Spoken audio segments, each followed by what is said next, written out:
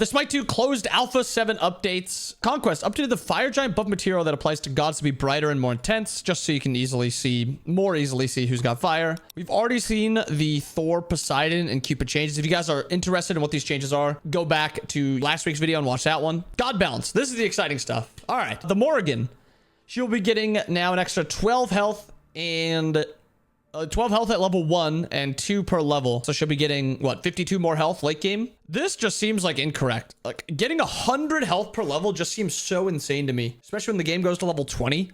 Like, they added so much health into the game with this per level scaling. Deadly Aspects is also getting a little bit more damage, 10 base per level, and then also 5% int, which is probably pretty good. I think this ability was pretty low damage. Confusion, her 3 is now a 15-second cooldown at all ranks. You probably still max this second just because the duration goes up. It is just a nice change where at level 3, when you have a point into it, you're just a little bit safer. Anubis nerf, Death Gaze. Decrease the damage per tick. I think the most problematic part about Anubis's ultimate's damage is the first tick. I think reducing the tick damage, like, it already feels pretty low with the tick damage. And I don't think this really hurts him. I think this is a little bit more relevant. Now 90 seconds is all rank is actually a pretty big cooldown nerf. I don't think this really does too much because a lot of the times most of your damage is coming from that first tick. Your wrap 3 alt combo.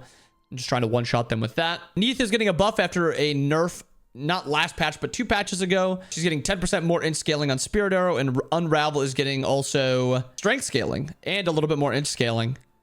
Still hate this character. Still think her ultimate ruins the game, taking 1,000 damage late game, or you're getting CC'd for a second and a half. I think it's bad. Bad design, but I guess they want to see Neith. Hecate buff, Spell Eater, increase the scaling from 45 to 50%. This is her 2, which ramps up a lot. So this 5% int doesn't seem like a lot. This is probably the biggest damage buff in the entire patch, though. This is a huge, huge buff. Repel Magic. The movement speed that she gets from her 3 is now 15%, or 50% at all ranks, which is insane. That is a meaty movement speed buff, especially at like her level 3. Her pre-ultimate safety is pretty good now. Thanatos getting a little bit of extra scaling on Death Scythe and Soul Reap. I think these are pretty decent changes. I do think his damage was a little low late game, and giving, 20% scaling on a god that's building like 300 strength. I mean, that's what, 60 damage. So it's decently relevant, but we'll see if it really matters for Thana, because we did see him a couple times this weekend. Nemesis buff, increased the base damage by 5. The center damage then goes up by 10. Retribution, the cooldown now scales down. And Retribution is very, very strong. I actually think this is a massive Nemesis buff. Her damage was a tiny bit low, and then her safety was also a little low. Buffing both of these, I think she was already in a fine spot. I think she's good now. Kukulkan, Slipstream, increased the dash damage by 10 per rank, and also the cooldown is going down, or scaling down from 15 down to 11. It's now going to be 13 down to 11. This is now an ability I don't think you... Like, it'll feel good that this is now 13 seconds, because this is the last ability you max. So 13 seconds versus 15 seconds for level 3 all the way to level 13 or whatever it is when you start putting points into the other abilities. That's 2 seconds off for every single slipstream you use.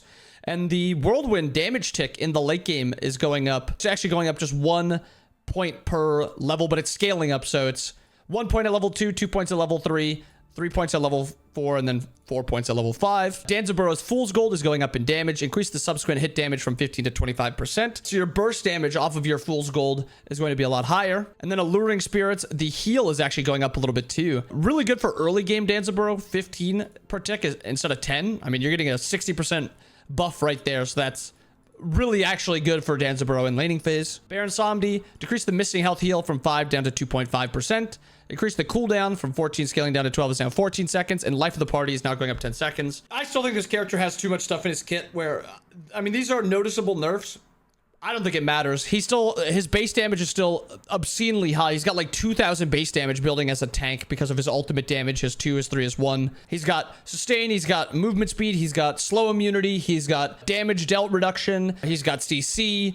He's got CC immunity. This character still just has way too much. And that's not even counting his cooldowns already being pretty low on his 1 and his 3. And then raw nerf. Shifted solar ray damage from 60 to 185 is now going to be... and then 30% int is going to be 30, scaling up to 160, but 45% int. This is to hit, I mean, the raw solo build, which is very obnoxious to play against. And I think this is a good start. He's still going to be very strong early game, but this is a very big nerf late game, an entire second off your abilities. So a really big nerf for Raw, and actually a decent buff to Raw mid, by the way, because 15% int is actually pretty strong. Ymir buff, Frostbite is now, damage dealt debuff is now going to be down 15%. If Ymir hits with an ability, or even the ultimate, you get slowed by that, you get knocked up by the wall, you'll be dealing 85% damage instead of 100%, and before it was 90%. So this is a really big buff to Ymir. Makes him really strong if he's the one starting fights. And then Frostbreath is also going down to 14 seconds at all ranks. Really big buff to Ymir. Deathbringer buff, going to be getting 5 more strength, 5% more crit chance. Yeah, that's probably decent. I think the crit build kind of fell off a little bit, so I think that's fine.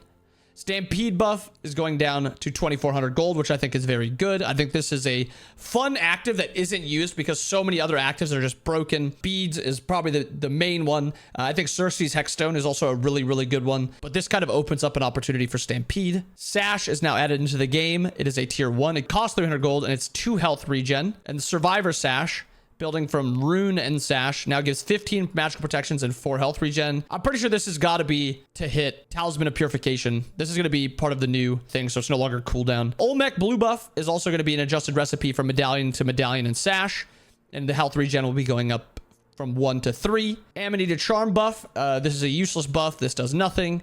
Hide of the Nemean buff. This is a useless buff. This does nothing. Fencer's Buckler builds from bow and shield. 800 gold. 10%.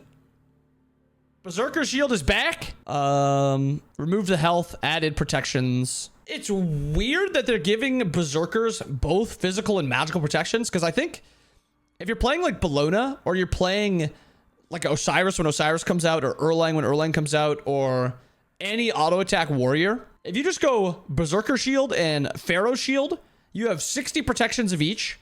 You have 40% attack speed base. You have a passive that reduces the enemy's movement speed and attack speed by 25%, and a passive for you where you get 15% more attack speed and also 30 protections of each when you're below 60% health. That does not feel possible to box at all.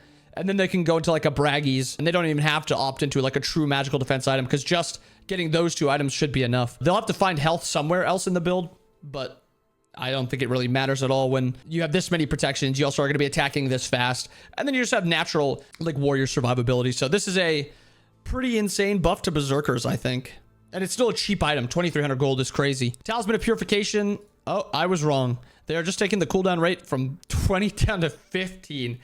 The most useless nerf in this entire patch right here. Take it on home. Talisman of Purification. You are untouched.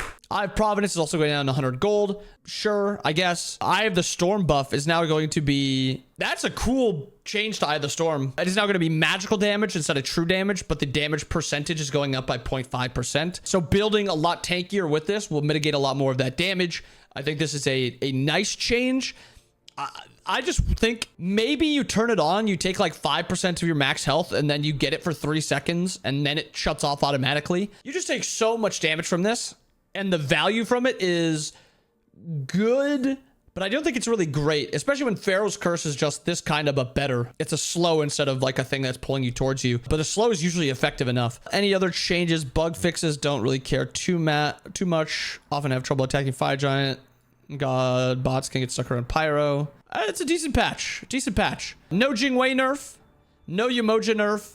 Baron nerf is pretty irrelevant. No Zeus nerf too. Yeah, definitely not a great patch, but I don't think it's bad either. A few of them are pretty good buffs. Like, a lot of the buffs are good.